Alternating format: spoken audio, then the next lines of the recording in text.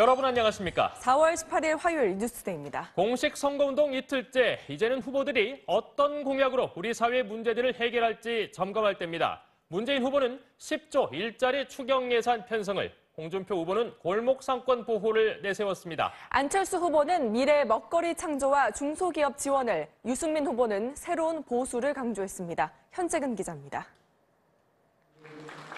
더불어민주당 문재인 후보는 취임 후 100일 동안 일자리 만들기에 전념하겠다고 밝혔습니다.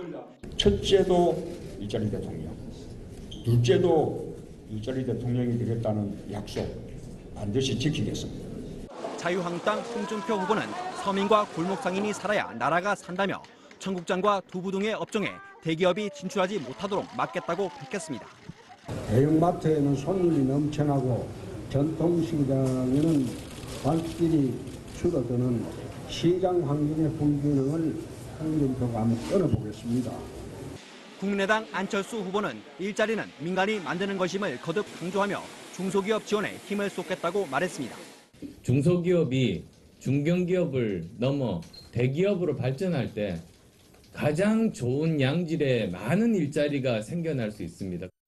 바른정당 유승민 후보는 적경지역이 많은 경기도를 위한 행정특례 보장을 약속했고, 정의당 심상정 후보는 최저임금 인상과 동일노동, 동일임금 원칙을 실현하겠다고 밝혔습니다.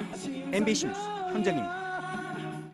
네, 이제 3주 남았는데 사실 후보들끼리의 쟁점이 더 관심입니다. 문재인, 안철수, 누가 좀 더 중도층을 잡아서 파일을 더 키울까? 홍준표, 유승민, 누가 대선 이후에라도 보수 적자 자리를 물려받을까죠?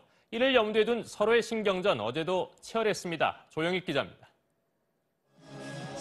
더불어민주당 문재인 후보는 당선 즉시 대통령 직무가 시작돼야 하는 현 상황에서 국민의당과 안철수 후보로는 안 된다고 강조했습니다. 미니정당, 급조된 정당이 지금 이 난국 속에서 국정 감당할 수 있겠습니까? 안 후보는 정치적으로 자수성가했다며 측근 인사들을 챙겨야 할 문 후보는 패권 세력이라고 몰아붙였습니다. 개파 패권주의는 국민의 이익보다 끼리끼리 나눠먹고 있습니다. 자유한국당 홍준표 후보는 유일한 보수적통 후보인 자신을 중심으로 뭉쳐야 한다며 바른정당 유승민 후보를 견제했습니다.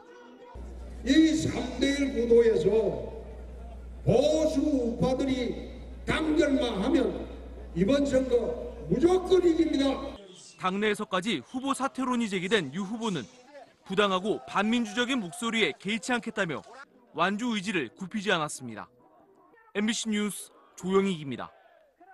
이 문재인 후보가 노무현 정부 청와대 수석일 때 이산가족 상봉 행사로 북한의 이모를 만났는데 이게 북한의 의도적인 배려 아니냐 논란이 있었죠. 문 후보 측은 허위 사실에 기반한 정치 공세라고 유감을 나타냈습니다. 박세암 기자입니다.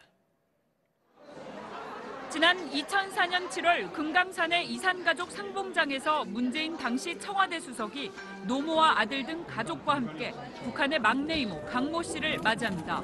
제가 장남이고 문재인 제 처. 당시 200명의 북측 상봉자 명단을 봤더니 모두 69살 이상의 고령자들이었는데 문 후보의 이모 강 씨만 유일한 50대로 가장 젊었습니다. 더욱이 이모 강 씨는 당시 55살로 문 후보보다 4살 많았는데 문 후보는 어머니가 월남한 후 태어났기 때문에 일면식도 없었습니다. 그런데도 북한의 이모 강 씨는 그런 문 후보를 지목해 상봉을 희망했습니다. 문 후보 측이 앞서 여러 차례 상봉을 신청했다가 무산된 적이 있는 데다 북측이 제출한 명단에는 문 후보의 나이가 74살로 돼 있었습니다. 북한 정권이 노무현 정부의 실세를 배려한 것 아니냐는 의혹이 제기되는 이유입니다. 북한 측이 문 후보와 어머니를 상봉 대상자에 굳이 포함시킨 것에는 또 다른 이유가 있을 수 있다는. 자기네들한테는 유리하다고 판단을 해서 그렇게 접근을 할 수 있겠죠. 그런 게 이제 대남 전략 전술이라고. 이에 대해 문 후보 측은 허위 사실에 기반한 정치 공세이고 일고의 논의 가치도 없다며 강한 유감을 표시했습니다. MBC 뉴스 박세암입니다. 네, 어제 대구를 방문해 국민 통합을 부각했던 문재인 후보는 오늘은 제주와 호남을 찾습니다. 홍준표 후보는 부울경, 영남 지역을 공략하고 안철수 후보는 대전 카이스트를 찾아 4차 산업혁명 주도 이미지를 이어갑니다. 장성호 기자입니다. 더불어민주당 문재인 후보는 오늘 제주 4.3 평화공원을 참배하고 제주 발전 비전을 발표합니다. 오후에 전북 전주를 거쳐 광주 충장로 집중 유세에 나섭니다. 어제는 상대적 열세 지역인 대구에서 선거운동 첫 유세를 시작했습니다. 영남도 호남도 모두 박수치는 승리 한번 만들어 주시겠습니까? 자유한국당 홍준표 후보는 울산과 부산, 경남을 차례로 돌며 전통시장을 찾아 표심 다지기에 나섭니다. 첫날인 어제도 새벽 서울 가락시장에서 시작해 대구 서문시장에서 마무리하며 서민 후보를 강조했습니다. 서민들이 편안하고 잘 사는 나라가 됩니다. 국민의당 안철수 후보는 오늘 대전에서 국립현충원과 카이스트를 잇따라 찾습니다. 오후에 대구 서문시장을 찾고 대구 동성로 집중 유세로 이틀째 일정을 마칩니다. 전북 전주와 광주 금난로를 찾은 어제는 호남의 압도적 지지를 호소했습니다. 미래를 결정하는 선거입니다. 더 좋은 정권 교체. 바른정당 유승민 후보는 파주와 양주, 동두천 등 경기 북부 권역을 돌며 지지를 호소하고 정의당 심상정 후보는 인천 계양역 출근 유세에 이어 노동시간 단축 공약을 발표합니다. MBC 뉴스 장성호입니다. 트럼프 대통령은 북한이 잘 처신해야 한다고 주의했습니다. 백악관은 북한의 추가 도발에 대한 여러 대응책을 마련해놨다고 밝혔습니다. 워싱턴에서 박승진 특파원입니다. 부활절 백악관 행사에 참석한 트럼프 대통령이 북한 문제에 대한 단호한 입장을 거듭 밝혔습니다.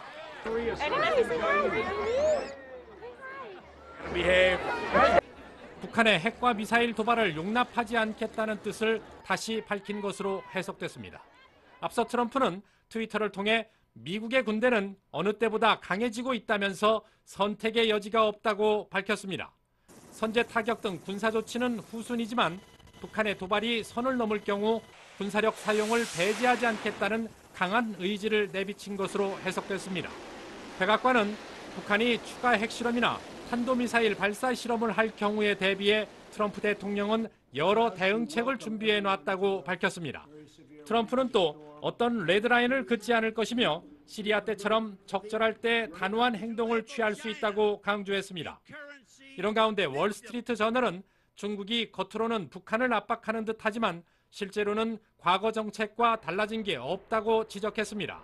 특히 북한 정권이 고통스러울 정도로 강하게 제재하겠다는 중국의 의지를 찾아보기 어렵다면서 트럼프 대통령을 유혹해 북한과 대화하는 다자 테이블에 나오게 하는 게 중국의 목표일 수 있다고 분석했습니다. 워싱턴에서 MBC 뉴스 박승진입니다. 반면 북한이 오늘 뉴욕 유엔 본부에서 기자회견을 열고 미국의 어떤 군사 행동에도 대응할 준비가 돼 있다고 주장했습니다. 뉴욕타임스는 트럼프 대통령이 북한의 김정은과 끝장 대결을 하는 건 위험한 것이라고 우려를 나타냈습니다. 뉴욕에서 이진희 특파원입니다. 유엔 주재 북한 대표부가 현지 시간으로 월요일 오전 뉴욕 유엔 본부에서 기자회견을 열고 미국의 군사 위협에 강력히 대응하겠다고 밝혔습니다. The DPRK is ready to react to any mode of war desired by the American. 이번 기자회견은 한국을 방문한 마이크 펜스 미국 부통령이 비무장지대에서 북한을 향해 전략적 인내의 시대는 끝났다고 경고한 데 대한 대응 차원으로 해석됩니다. 북한 대표부는 그러나 북한의 대응이 어떤 것이냐는 질문에는 자세한 언급을 피했습니다.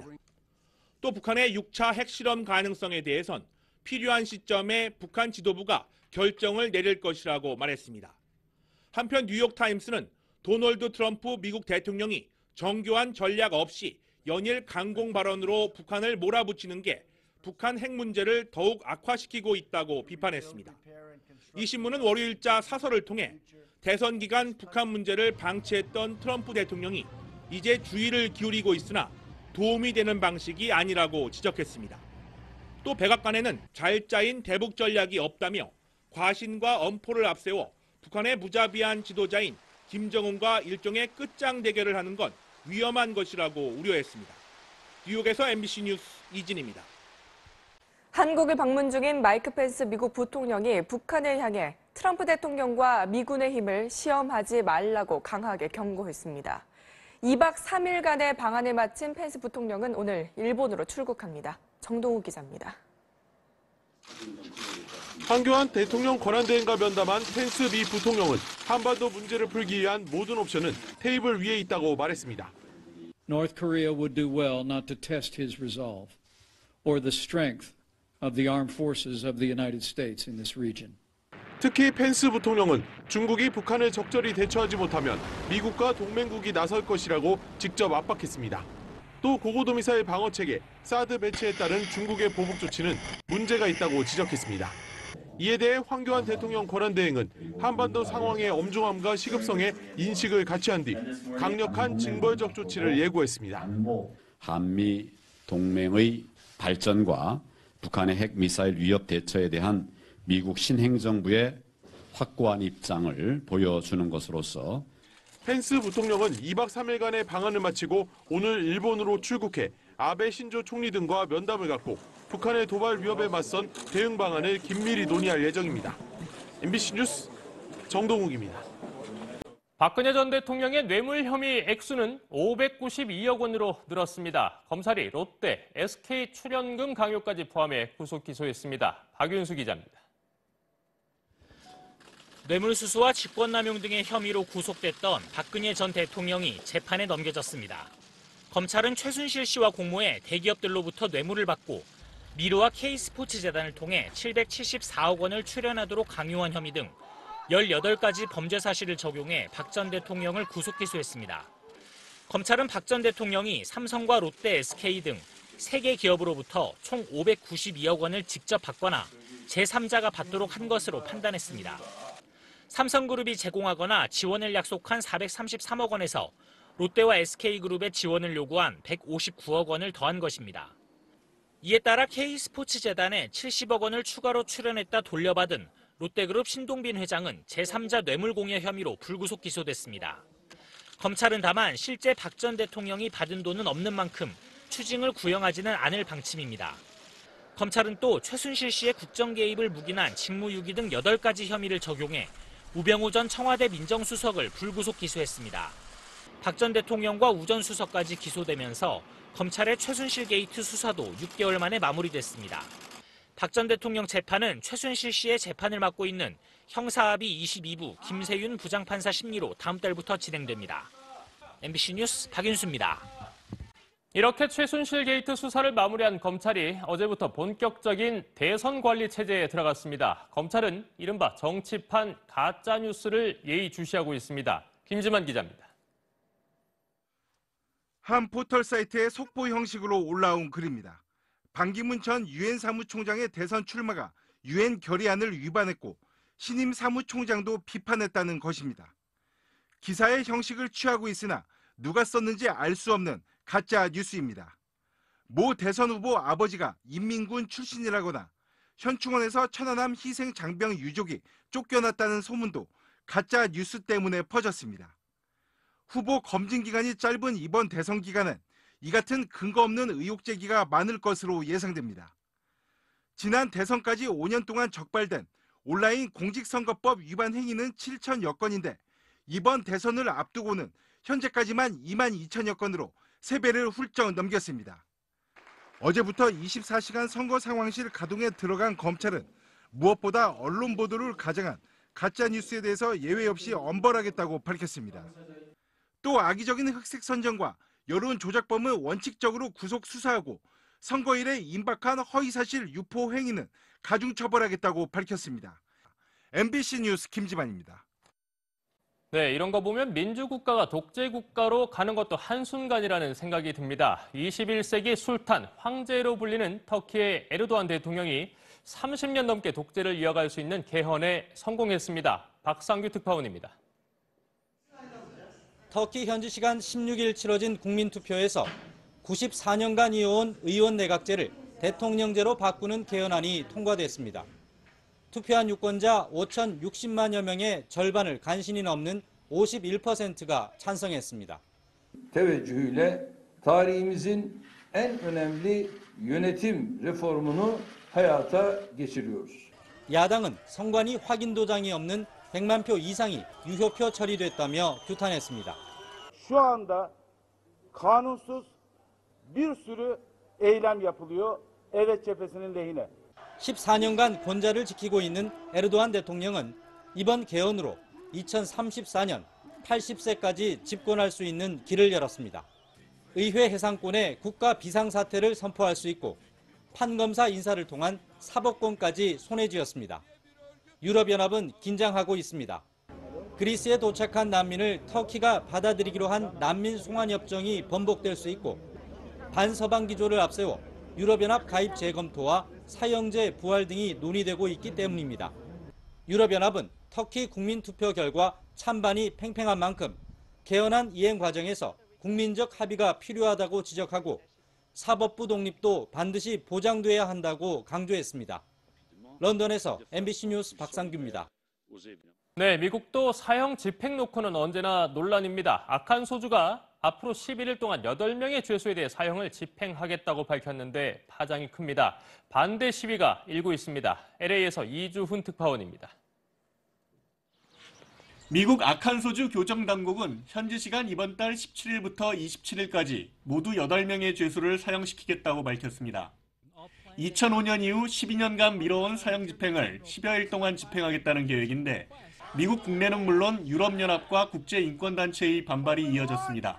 It is unprecedented that a state is trying to execute this many people. He needs to stand up with moral integrity. 논란이 이어지는 가운데 아칸소주 연방법원이 사형 집행에 제동을 걸고 나섰습니다. 수감자들도 잔인한 형벌을 피할 수 있다는 수정헌법 8조에 의거해 사형 집행에 사용되는 약물의 사용을 금지한다는 게 법원의 명령입니다. 그러나 피해자들의 가족과 주정부는 흉악한 범죄자들에 대한 단죄가 필요하다는 입장입니다. 사형수들은 모두 살인죄로 복역 중이며 가족이나 여성, 어린 소년의 목숨을 빼앗았습니다. Because I've been promised this for 25 years by the state. And now it's time for that justice to be carried out.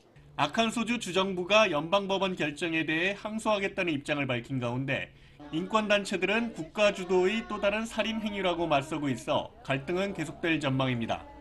로스앤젤레스에서 MBC 뉴스 이주훈입니다. 대우조선이 일단 법정관리 위기는 넘길 것으로 보입니다. 국민연금이 대우조선 채무조정안을 수용했습니다. 조윤정 기자입니다. 대우조선해양 사채권자 집회, 정부의 채무 재조정안에 찬성할지 여부를 결정하는 자리입니다. 정부가 2조 9천억 원을 추가 지원하는 대신 사채권자들도 회사채 절반은 주식으로 바꾸고 나머지 절반은 만기를 3년 늦춰달라는 건데 최대 채권자인 국민연금이 받아들이면서 주요 기관 채권자들도 찬성으로 돌아섰습니다. 현실적으로 동의하는 쪽이 조금 더 회수 가능성이 높다라는 게 있었고 전체 1조 3,500억 원의 채권 가운데 9,400억 원의 채권에 대한 조정안이 어제 통과됐고 나머지 채권도 오늘 열리는 집회에서 조정안 통과가 유력해 대우조선은 법정관리 위기에서 벗어날 가능성이 높아졌습니다. 하지만 조선업 불황으로 수주 물량이 회복되지 않은 상황이라 장기적 불확실성은 여전합니다. 기본적으로 지금 수주 절벽 쪽에서 계속 수주가 이제 안 들어오고 있다 보니까 상환 능력에 대해서는 의구심을 많이 갖고 있는 것이 사실입니다.